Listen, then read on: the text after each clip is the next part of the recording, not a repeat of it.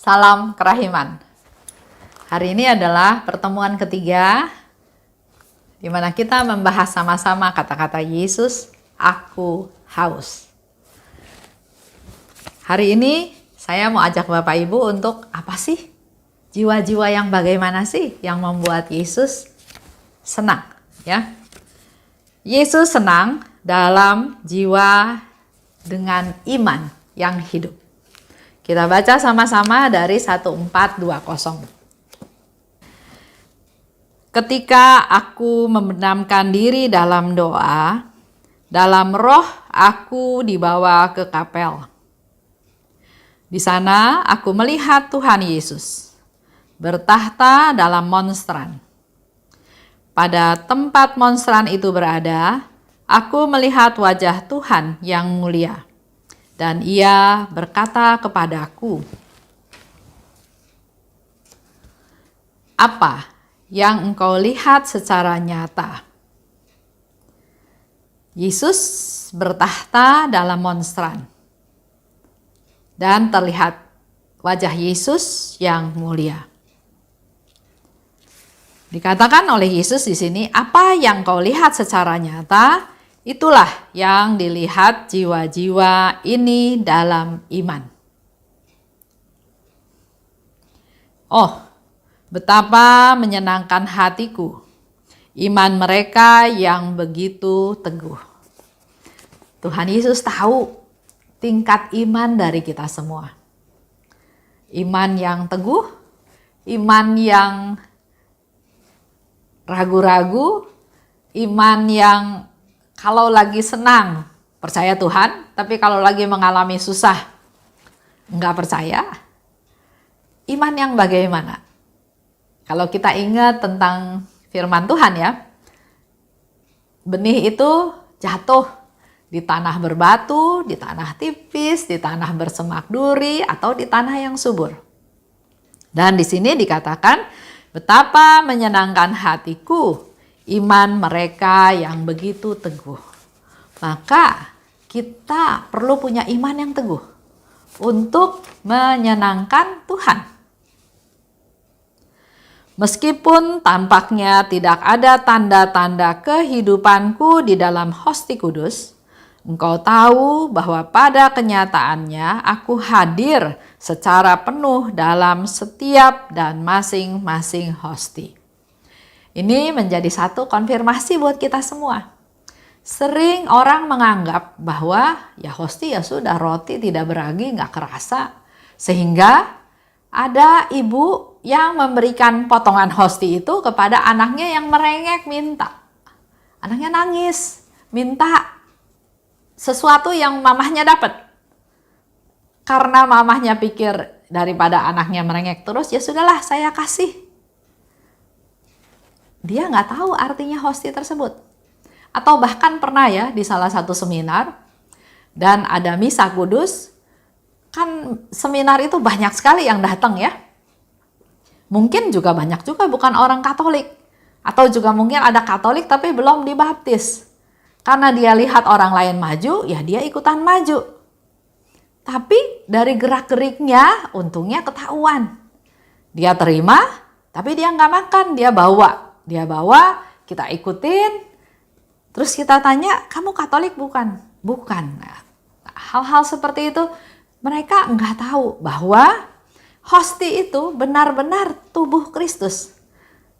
Ada lagi sebagian orang ya yang menyamakan sama hosti di Katolik sama apa yang dibagikan di gereja Kristen lainnya. Beda. Pengertiannya beda sekali. Kalau mereka betul-betul hanya mengulang peristiwa tersebut. Sedangkan di Katolik, hosti itu betul-betul makanan, betul-betul tubuh Yesus. Dan di sini, Yesus memberikan konfirmasi. Meskipun tampaknya tak ada tanda-tanda kehidupanku di dalam Hosti Kudus. Ya, lingkaran kecil, roti tipis ya. Tapi engkau tahu. Nah, ini bicara tentang iman. Engkau tahu bahwa pada kenyataannya aku hadir secara penuh. Aku hadir secara penuh. Itu kenyataannya. Dalam setiap dan masing-masing hosti. Tetapi supaya aku dapat berkarya dalam jiwa, jiwa itu harus memiliki iman. Betapa menyenangkan hatiku iman yang hidup. Di sini jelas ya, Yesus mau memberitahu pada kita semua bahwa Yesus senang kalau kita punya iman yang hidup. Lanjut, Yesus katakan lagi, aku senang pada jiwa yang percaya. Itu ada di 1578. Kita baca ya. Yesus senang pada jiwa-jiwa yang percaya. Biarlah jiwa-jiwa yang sungguh mengusahakan kesempurnaan menyembah kerahimanku secara istimewa. Sebab rahmat berlimpah yang kuanugerahkan kepada mereka mengalir dari kerahimanku. Jadi dalam hal ini diperlukan jiwa-jiwa yang sungguh mengusahakan kesempurnaan menyembah kerahimanku. Yesus ingin jiwa-jiwa itu memang berusaha dengan sungguh-sungguh untuk mengusahakan kesempurnaan dalam menyembah kerahimanku secara istimewa. Sebab rahmat berlimpah akan kuanugerahkan kepada mereka. Aku ingin agar jiwa-jiwa ini menjadi unggul karena pengharapan yang tanpa batas kepada kerahimanku. Yesus ingin jiwa-jiwa ini, jiwa-jiwa yang menyenangkan hati Tuhan. Kalau mau menyenangkan hati Tuhan, maka dia harus punya jiwa yang unggul dengan pengharapan yang tanpa batas kepada kerahimanku.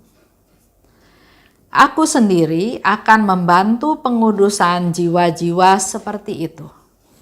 Kalau kita berusaha sendiri untuk jadi kudus, jadi suci, nggak bakalan bisa.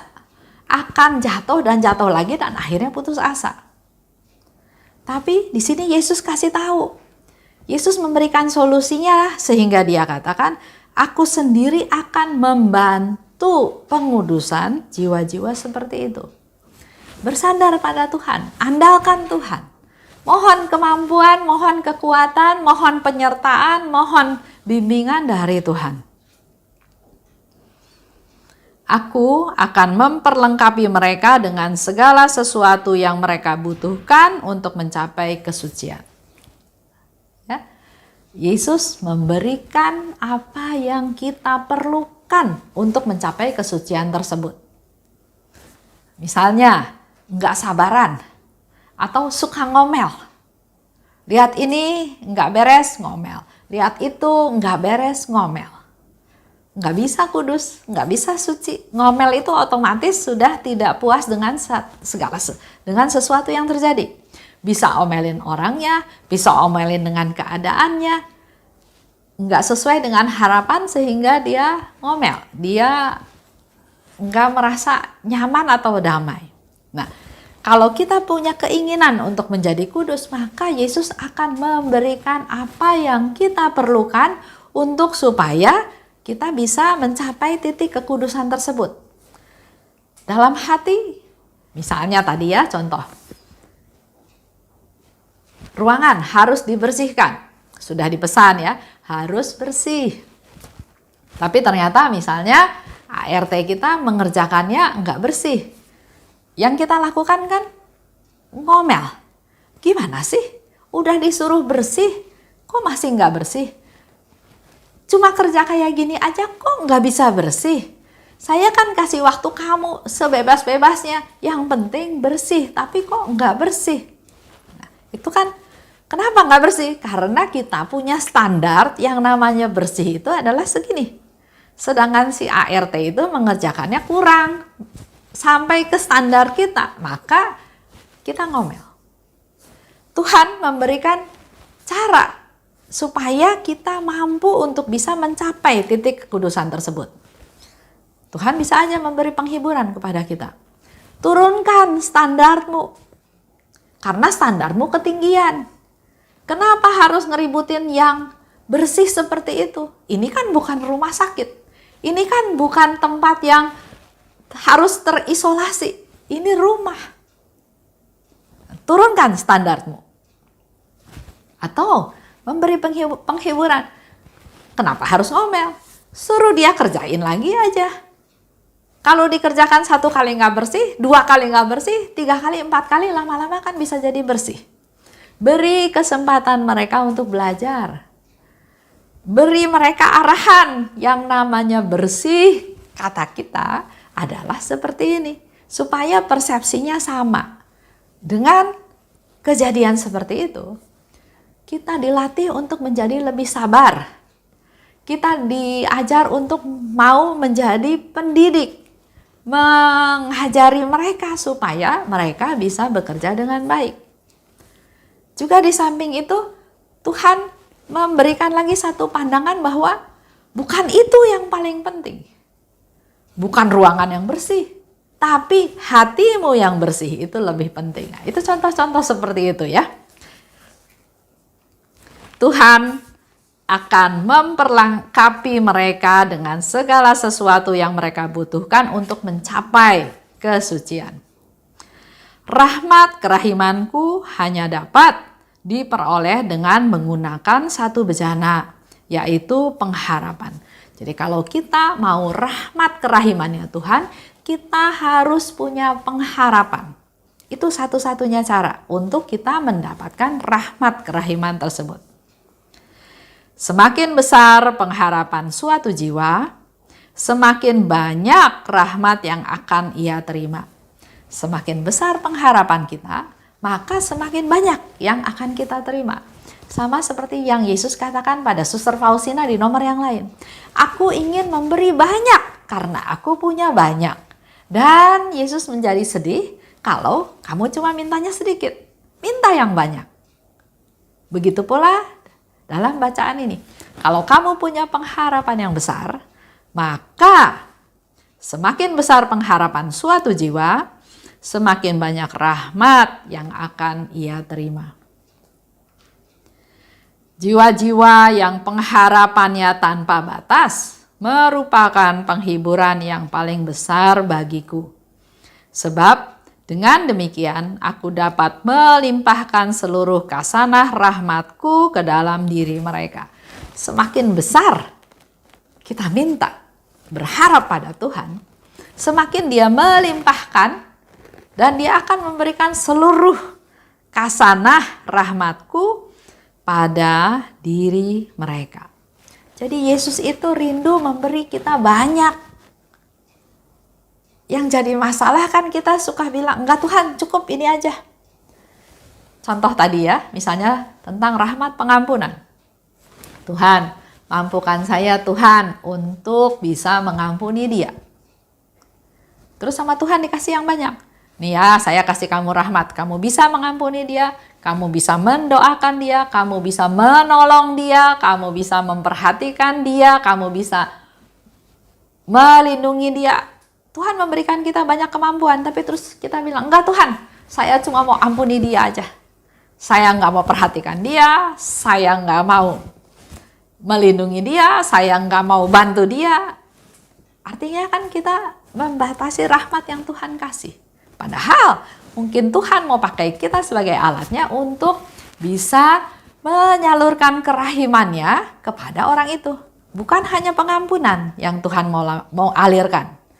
Tapi ada rahmat-rahmat lainnya melalui kita. Tapi kita yang batasin diri. Nggak mau Tuhan.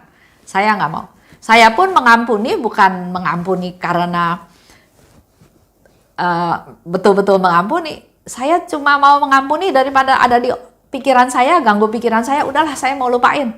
Saya lupain, saya ampuni. Lain loh. Melupakan belum tentu mengampuni.